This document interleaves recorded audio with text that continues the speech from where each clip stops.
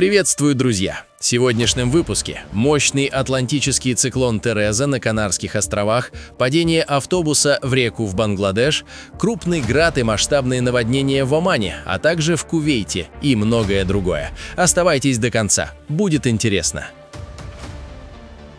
В Бангладеш поисково-спасательные службы продолжают масштабную операцию на реке Падма, где утром 25 марта пассажирский автобус, на борту которого находилось по разным оценкам от 40 до 50 человек, рухнул в воду в районе оживленной паромной пристани Даулат-Дия.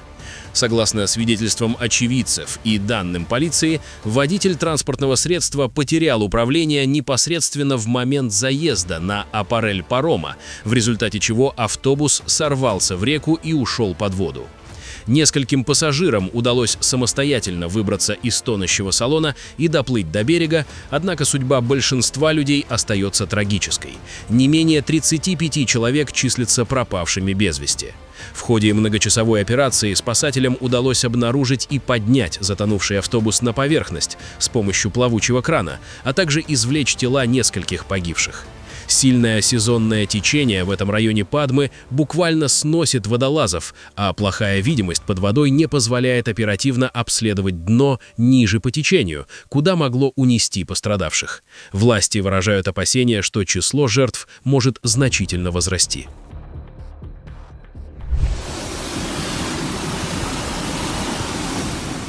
Популярные курорты Тенерифе и Гран-Канарии, обычно залитые солнцем, переживают одну из самых разрушительных природных катастроф за последние годы. Мощный атлантический циклон Тереза, терзавший острова в период с 24 по 25 марта, принес с собой рекордные ливни, ураганный ветер и даже снежные бураны в горах. Основные удары шторма пришлись на южные и юго-восточные части архипелага. В некоторых районах зафиксировано более 700 мм осадков за несколько дней. В Магане проливные дожди вызвали выход рек из берегов, из-за чего около 1000 жителей оказались буквально заперты в своих домах. Пока побережье заливало водой, на вершинах Тенерифе и Ла-Пальмы разыгралась настоящая зимняя буря. Дороги к национальному парку Тейде были полностью перекрыты из-за мощных снегопадов и шквалистого ветра, достигавшего 120-130 км в час. Власти разослали экстренные оповещения на мобильные телефоны жителей с предупреждением о прямой угрозе жизни. Была проведена эвакуация целых кварталов, так как существовал риск прорыва дамб и водохранилищ. Шторм Тереза оставил после себя глубокие шрамы на инфраструктуре островов. Трасса GC-505 и ряд других ключевых магистралей обрушились под напором воды и оползней. Более 40 авиарейсов были отменены, тысячи туристов застряли в аэропортах. Из-за гигантских волн, достигавших высоты 6 метров, повреждены прибрежные отели и рестораны. На островах развернута масштабная спасательная операция с участием военного подразделения по чрезвычайным ситуациям. Спасатели организуют автоколонны для вывоза людей из изолированных районов. Несмотря на колоссальный ущерб, местные фермеры видят в шторме и светлую сторону. Обильные осадки наполнили водохранилище Гран-Канарии более чем на 14 миллионов кубометров воды, что может стать спасением после многолетней засухи. Серьезное авиационное происшествие произошло вчера в международном аэропорту Кабула. Пассажирский лайнер Boeing 737-400 национальной авиакомпании Ariana Afghan Airlines совершил неудачную посадку. По сообщениям авиационных властей, при приземлении на взлетно-посадочную полосу номер 29 воздушное судно не смогло вовремя остановиться и выкатилось за ее пределы на грунтовую зону. В этот момент на борту находились десятки пассажиров и члены экипажа. Сразу после остановки лайнера были развернуты надувные аварийные трапы, по которым все без исключения люди были благополучно эвакуированы в безопасную зону. По предварительной информации, медицинская помощь пассажирам не потребовалась, хотя многие из них находились в состоянии сильного стресса. Специальная комиссия приступила к расследованию причин инцидента, рассматривая в качестве основных версий техническую неисправность тормозной системы самолета, а также возможные неблагоприятные погодные условия, повлиявшие на состояние покрытия полосы.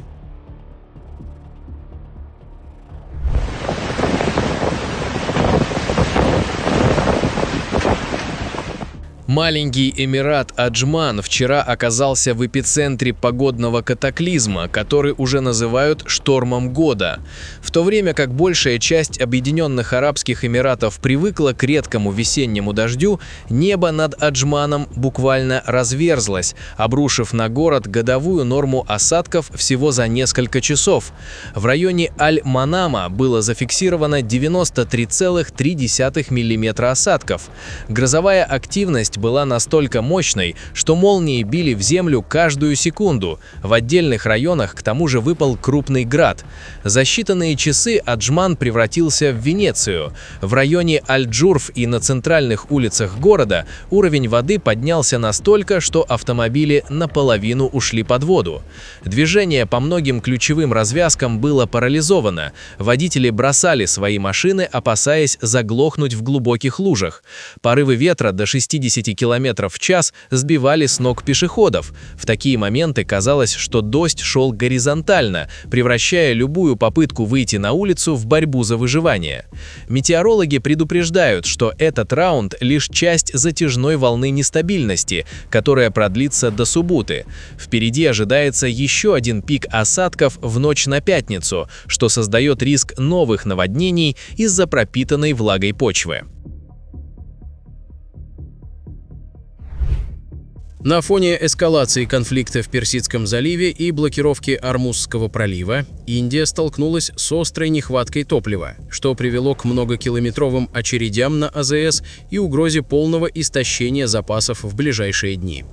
По всей стране от Дели до Мумбаи водители выстраиваются в многочасовые очереди, опасаясь полного прекращения поставок. Наиболее критическая ситуация сложилась в секторе бытового газа. Около 90% морских поставок сжиженного газа в Индию обычно проходят через Ормузский пролив, который сейчас практически закрыт. В Мумбаи из-за нехватки газа для приготовления пищи уже временно закрылись до 20% ресторанов и отелей. СМИ сообщают, что ранее Иран разрешил лишь нескольким индийским нефтяным танкерам пройти через Ормузский пролив только после того, как они заплатили премию в размере $1 за каждый баррель нефти. При этом средний доход на судно для Ирана, как считается, составил около $2 миллионов. Султанат Оман столкнулся с беспрецедентным разгулом стихии. 25 марта мощный циклон Мусрат превратил засушливые пейзажи страны в зону масштабного бедствия.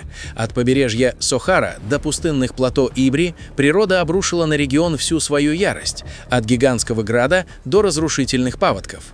В промышленном центре Сохар, а именно в районе Фаладж-эль-Кабайла, ситуация достигла критической отметки. Проливные дожди за считанные часы превратили улицы в бушующие реки. Потоки воды оказались настолько мощными, что сносили припаркованные автомобили и затапливали первые этажи зданий. Основные магистрали, связывающие район с портом и промышленной зоной, оказались полностью перекрыты водой, отрезав сотни людей в их домах и офисах. Невероятное зрелище наблюдали жители низины Аль-Масарат. Вместо привычного тепла на регион обрушилась ледяная канонада. Огромные градины буквально расстреливали землю, нанося серьезный ущерб сельхозугодьям и частной собственности. Сочетание тающего града и интенсивных ливней вызвало стремительный подъем уровня воды в сухих руслах рек. Низина превратилась в гигантское ледяное озеро. В провинции Эз-Захира эпицентром стихии стал город Ибри. Мощные потоки воды, сошедшие с гор, парализовали жизнь города. Сейчас местные службы спасения работают в круглосуточном режиме, эвакуируя людей из затопленных зон. К сожалению, стихия уже унесла жизни людей. Сообщается о гибели как минимум 4 человек в различных регионах страны. Автомобили с пассажирами просто смывало в ущелье. Национальный центр метеорологии предупреждает, что влияние циклона сохранится, создавая риск новых внезапных наводнений. Власти Омана призывают граждан к предельной осторожности и не пересекать затопленные зоны, даже если поток кажется неглубоким. Жителям Ибри и Сохара рекомендовано переместиться на возвышенности.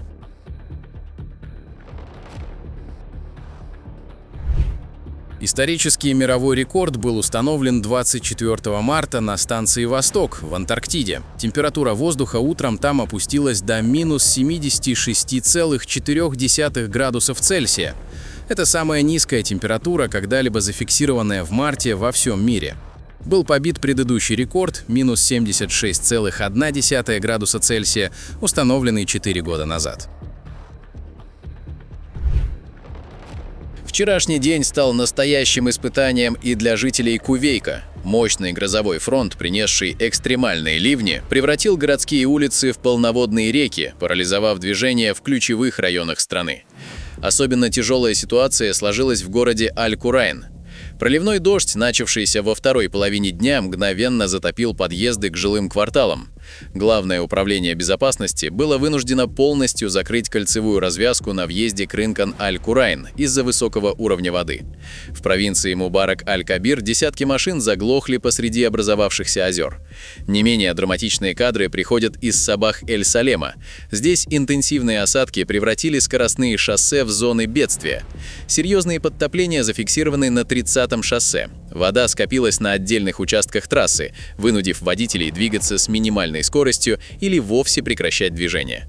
Министерство внутренних дел Кувейта объявило о временном закрытии ряда важнейших магистралей, включая участки дорог имени шейха Исы, короля Абдул-Азиза и Шестого кольца. Метеорологи предупреждают, это лишь начало. Пик нестабильности ожидается в четверг. На страну обрушатся еще более тяжелые грозы с сильным ветром, порывы которого достигнут 70 км в час.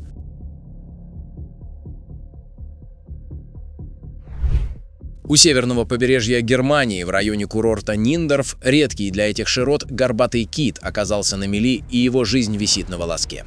Кита обнаружили постояльцы местного отеля. Они услышали странные, напоминающие вздохи звуки со стороны моря. Огромное млекопитающее длиной около 10 метров застряло на мелководье Балтийского моря, которое не является естественной средой обитания для этого вида из-за малой глубины и недостаточной солености. Спасатели, прибывшие на место, обнаружили на теле животного фрагменты рыболовной сети. Группе специалистов удалось срезать путы, однако это лишь часть проблемы. Главная сложность – огромный вес кита и его крайне неудачное положение. Попытки сдвинуть животное с места во время прилива и оттащить на глубину не увенчались успехом. Спасатели пробовали раскачать воду лодками, чтобы создать волну и развернуть гиганта в сторону фарватера, но кит каждый раз возвращался в прежнее положение. По сообщениям очевидцев и экспертов организации Sea Shepherd, кит заметно ослаб и прекратил активную борьбу за жизнь. Он по-прежнему жив, дышит, издает звуки и изредка поднимает голову. Надежд на благоприятный исход становится все меньше. Если кит не сможет вернуться на глубину в ближайшее время, последствия для его здоровья станут необратимыми. Даже в случае успеха существует риск, что дезориентированное животное снова выбросится на берег. Природа в очередной раз доказала, что пески Аравийского полуострова могут скрывать не только зной, но и ледяную ярость. 24 марта Саудовская Аравия оказалась во власти мощнейшего атмосферного фронта. Национальный центр метеорологии объявил красный уровень опасности для большинства провинций королевства. То, что начиналось как долгожданный весенний дождь, быстро превратилось в суровое испытание. В нескольких провинциях, включая Эр-Рияд и Касим, сухая земля мгновенно скрылась под слоем града. Грозовая активность была настолько интенсивной, что вспышки молний озаряли небо практически непрерывно, а раскаты грома напоминали артиллерийский обстрел. Главной опасностью стали не только ледяные осадки, но и внезапные наводнения. Сухие русла рек за считанные минуты заполнились бурлящими потоками воды и грязи. Власти заблокировали движение по ряду междугородних трасс, чтобы предотвратить трагедии. Метеорологи предупреждают, несмотря на локальный характер выпадения града, нестабильность атмосферы сохраняется. Влажная воздушная масса, столкнувшаяся с раскаленным воздухом пустыни, может преподнести в ближайшее время новые сюрпризы.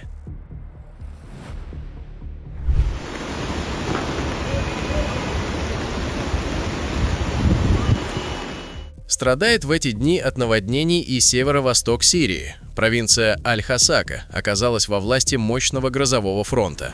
Эпицентром природного катаклизма стал город Дерик, где после полудня на регион обрушились тропические ливни, не прекращавшиеся несколько часов.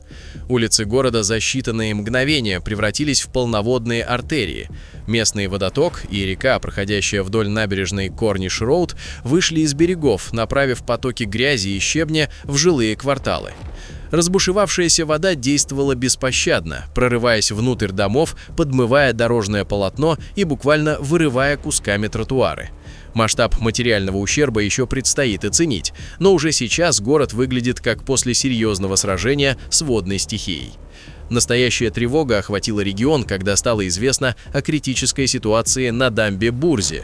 Уровень воды в резервуаре поднялся до рекордных отметок, создав реальную угрозу перелива и масштабного прорыва, который мог бы стереть с лица земли целые поселения ниже по течению.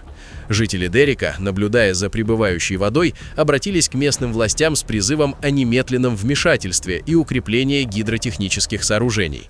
Несмотря на разрушение инфраструктуры и затопленные подвалы, главной победой этого дня стало отсутствие человеческих жертв. Своевременная бдительность горожан и оперативная реакция позволили избежать трагедии.